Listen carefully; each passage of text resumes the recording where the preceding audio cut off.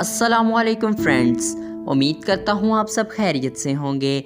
मेरा नाम है शर्जील और आप देख रहे हैं facts and knowledge YouTube channel. आज हम हमारे प्यारे चांद के बारे में इंटरेस्टिंग इन्फॉर्मेशन जानेंगे। तो इस इंटरेस्टिंग इन्फॉर्मेशन को जानने से पहले हमारे चैनल को सब्सक्राइब कीजिए और साथ आने वाले बेल आइकन को भी प्रेस कीजिए ताकि हमारे चैनल पर आने वाली लेटेस्ट वीडियो का नोटिफिकेशन आपको मिल सके। हमारा चांद, आप सबके जहन में भी एक सवाल आता होगा, हमारा चांद कैसे बना या फिर कहाँ से आया। तो चलिए आज मैं आपको इस वीडियो में बताऊंगा कि हमारा चांद कैसे बना। हमारा चांद जो हमारी अर्थ का एक नेचुरल सैटेलाइट है जो हमारी ज़मीन से 3,84,400 किलोमीटर दूर है। तो चलिए वक्त में थोड़ा पीछे चलते हैं। जब हमारा चांद वजूद में आया, इस वक्त हमारी ज़मीन से हमारा चांद सिर्फ 25,000 किलोमीटर दूर था। इस वक्त हमारी ज़मीन पर सिर्फ लावा ही लावा था, हर जगह लावा समुंदर की तरह बह रहा था। फिर वक्त के साथ साथ हमारा चांद हमारी ज़मीन से दूर होता गया, जिसकी वजह से हमारी ज़मीन से लावा आहिस्ता आहिस्ता कम होता गया और इस वक्त हमारी ज़मीन कुछ ऐसे नज़र आती है। चांद की वजह से हमारी ज़मीन 1000 की रफ्तार से अपने एक्सिस पर घूम रही है, जिसकी वजह से हमारी ज़मीन पर 12 घंटे का दिन और 12 घंटे की रात होती है। और चांद की ही वजह से हमारी ज़मीन पर मौसम स्टेबल रहते हैं और इसी वजह से चांद के बगैर हमारी ज़िंदगी ज़मीन पर नामुमकिन होती। और चांद की ही वजह से हमारी ज़मीन सूरज को ऑर्बिट करती है। अगर हमारा चांद ना होता तो हमारी ज़मीन भी बाकी आवारा प्लैनेट के साथ एक आवारा प्लैनेट बनकर घूमती। पर यहाँ एक सवाल आता है कि हमारा चांद कैसे बना। चांद को लेकर साइंसदानों के पास कोई पुख्ता सबूत नहीं है, लेकिन कई साइंसदानों ने इस पर अपनी थ्योरियां पेश की। तो इसमें सबसे पहली हमारी थ्योरी है फ्यूजन थ्योरी, और इस थ्योरी को 19th सेंचुरी में जॉर्ज डार्विन ने पेश किया था। इस थ्योरी के मुताबिक चांद हमारी ज़मीन का ही हिस्सा था। जब हमारी ज़मीन की फॉर्मेशन हो रही थी तब हमारी ज़मीन अपने एक्सिस पे बहुत तेज़ी से रोटेट हो रही थी, जिसकी वजह से हमारी ज़मीन का कुछ हिस्सा ज़मीन से अलग हो गया और वो हमारा चांद बन गया। और दूसरी थ्योरी है कैप्चर थ्योरी। इस थ्योरी के मुताबिक हमारा चांद कहीं दूर से हमारी ज़मीन के पास आया और हमारी ज़मीन ने इसको कैप्चर कर लिया। पर ये बात बिल्कुल गलत है, क्योंकि हमारा चांद हमारी ज़मीन के मैस के लिहाज से बहुत बड़ा है। हमारे सोलर सिस्टम में बाकी जितने भी प्लैनेट हैं उनके चांद उनके मैस के लिहाज से बहुत छोटे हैं। तो अब हम बात करते हैं हमारे सोलर सिस्टम के चौथे प्लैनेट की, यानी मार्स की। मार्स के पास उसके 2 चांद हैं, फोबस एंड डाइमोस।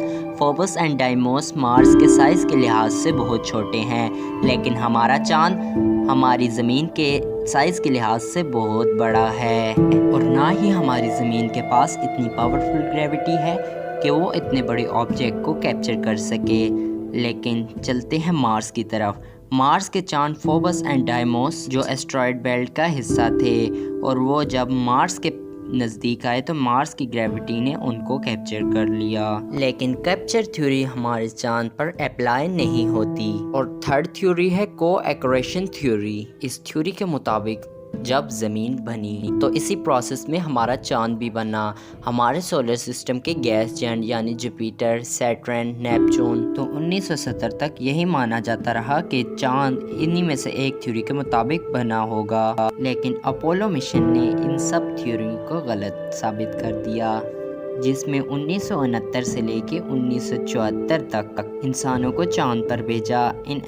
इन एस्ट्रोनॉमर ने चांद की 6 मुख्तलिफ जगहों से पत्थर और रेत के 800 पाउंड से भी ज़्यादा के सैंपल्स लिए और वहाँ एस्ट्रोनॉमर ने चांद की ग्रेविटी और इंटीरियर की मेजरमेंट की और उन्हें चांद पर 3 चीज़ें दरियाफ्त हुई। पहली चीज़, जिस इंटीरियर से हमारी ज़मीन बनी है उसी इंटीरियर से हमारा चांद भी बना हुआ है। लेकिन साइंसदान इस बात को लेकर बड़े हैरान हुए کہ ہماری زمین پر آئرن موجود ہے لیکن ہمارے چاند پر آئرن موجود نہیں، اور ایسٹرائڈ بیلٹ میں جس مٹیریل سے ایسٹرائڈ بنے ہیں ہمارے چاند کا مٹیریل اس سے بالکل مختلف ہے۔ دوسری چیز، ہمارے چاند کی سرفیس بالکل ڈرائی ہے اور نہ ہی وہاں پر نائٹروجن ہے اور نہ ہی ہائیڈروجن۔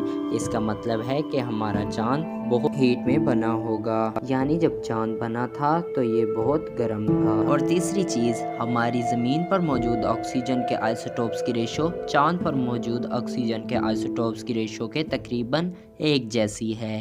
ان تینوں فائنڈنگ کی وجہ سے ہمارے سائنسدانوں نے ایک نیو تھیوری پیش کی، اس کو نام دیا گیا بگ ٹویک تھیوری۔ اس کے مطابق آج سے 4.5 ارب سال پہلے مارس کے سائز جتنا بڑا پلینٹ ہماری زمین سے آ کر ٹکرا گیا، جس سے ہماری زمین کے بہت سارے ٹکڑے ہو گئے اور وقت کے ساتھ ساتھ اس میں جڑنے لگے، جس سے ہمارا چاند وجود میں آیا۔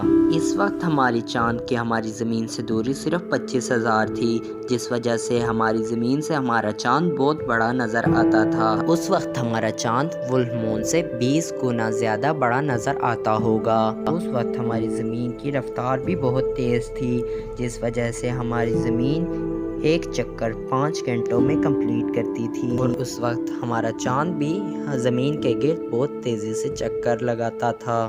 وہ زمین کے گرد اس وقت اپنا چکر صرف 84 گھنٹوں میں کمپلیٹ کرتا تھا، اور اسی وجہ سے ہماری زمین اس وقت بہت گرم تھی اور وقت کے ساتھ ساتھ ہمارا چاند دور ہوتا گیا، جس وجہ سے ہماری زمین بھی ٹھنڈی ہوتی گئی، اور چاند کی ہی گریوٹی کی وجہ سے آج ہماری زمین 25 ڈگری کے اینگل سے جھکی ہوئی ہے، اور چاند کی ہی وجہ سے ہمارے موسم سٹیبل رہتے ہیں اور ہوائیں اور سمندر ایک سٹیبل رفتار سے چلتی ہیں، اور اسی وجہ سے زمین اپنا ایک چکر 24 گھنٹوں میں کمپلیٹ کرتی ہے، جس میں 12 گھنٹے دن اور 12 گھنٹے رات ہوتی ہے۔ لیکن ابھی بھی ہمارا چاند ہر سال 1.5 انچ زمین سے دور ہوتا جا رہا ہے، اور ایک وقت آئے گا جب ہمارا چاند کروڑوں کلومیٹر دور چلا جائے گا اور اس وقت ہماری زمین تباہ ہو جائے گی۔ تو اس تھیوری سے مانا جا سکتا ہے کہ چاند ہماری زمین کا ہی ایک حصہ تھا۔ تو کیسی لگی آپ کو آج کی ہماری یہ انفارمیشن؟